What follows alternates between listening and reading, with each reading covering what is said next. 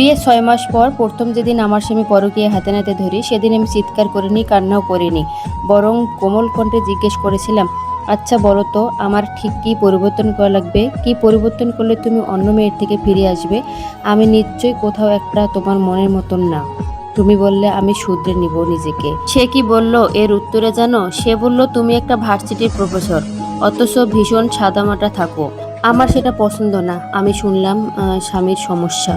অতঃপর দীর্ঘ ২ মাস লাগিয়ে নিজেকে আধুনিক করলাম, সাদামাটা খোলস ছেড়ে বেরিয়ে এলাম।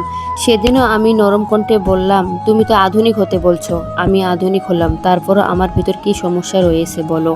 আমি পরিবর্তনের চেষ্টা করব। সে আমাকে বলল, তোমার সরল সোজা ধরন পাল্টাও, আমার প্রতি অতি প্রীতি ছাড়ো। আমার বিরক্ত লাগে। আমি মানলাম, স্বামীর কথা বদলে ফেললাম, অতি স্বামীর প্রীতি। এবার শাহাদাতের মুখে মুখে উৎকণ্ঠা দেখা দিল, প্রায় উৎকণ্ঠিত হয়ে বলল, তারপর? রুবি ফিসলে হাসল, সেই ক্ষীণ হাসি বজায় রেখে ধীরে স্বরে বলল, অবশেষে তৃতীয়বার আমার স্বামী পরকীয়া ধরা পড়ল।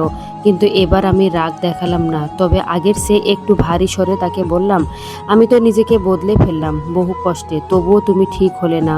সে রেগে কি বলল জানো? সে রেগে বলল, আমার তুমিটাকে পছন্দ না। তুমি আমার পাশে থাকলে তোমার অতিরিক্ত ভালোবাসা দেখে আমার দম বন্ধ লাগে। একজন স্বামী এতবার তার স্বামীর কাছে পরকীয়া ধরা পড়ার পরও কোনো স্ত্রী এত শান্ত থাকে? তুমি আদৌ ভালোবাসো? তবে আমাকে অন্যের সাথে দেখলে তোমার রাগ লাগে না কেন? একবার রাগ দেখিয়েছো, রাগ হয় না তোমার? আমার তুমিটাকে পছন্দ না। একটু তো রাগ দেখাতে পারো, স্বাভাবিক আর ৫টা মেয়ের মতন রাগ দেখাতে পারো না? তার চিৎকার আমি শুনলাম। কোমল কণ্ঠে বললাম, হ্যাঁ পারি তো রাগ দেখাতে। তারপর রুবির সামনে বসা শাহাদাত তার প্রচণ্ড ঘামছে, অথচ তাদের রুমটায় কৃত্রিম বাতাসের সরাসরি। শাহাদাত শার্টের হাতায় ঘাম মুছতে মুছতে বলল, এটা সেরে তোমার স্বামী নিখোঁজ হওয়ার সম্পর্ক কি? রুবি আরামে চায়ের কাপে শেষ চুমুকটা দিয়ে উঠে দাঁড়ালো। বাহ! চোখের বার্নিশ বেয়ে এক ফোঁটা মুক্তোর দানার মতন অশ্রু গড়িয়ে পড়ল। সে কেমন অসহায় কণ্ঠে বলল, জানো শাহাদাত, তাকে আমি ভালোবাসতাম। সে যাওয়ার পর ঠিক তেমন বা তার চেয়ে বেশি তোমাকে ভালোবেসেছিলাম। আমি তোমার অন্য কারোর সাথে ভাগাভাগি করতে পারি না। জানো, সেদিন না আমার স্বামী আমার সাথে শেষ চা খেয়েছিল, এরপর আর তাকে কেউ খুঁজে পেল না। কথাটা শেষ করে রুবি বেরিয়ে পড়ল আলিশান ফ্ল্যাটটা থেকে। শাহাদাত তার অস্বস্তি ভরা শরীরটা নিয়ে ঠাই বসে রইল।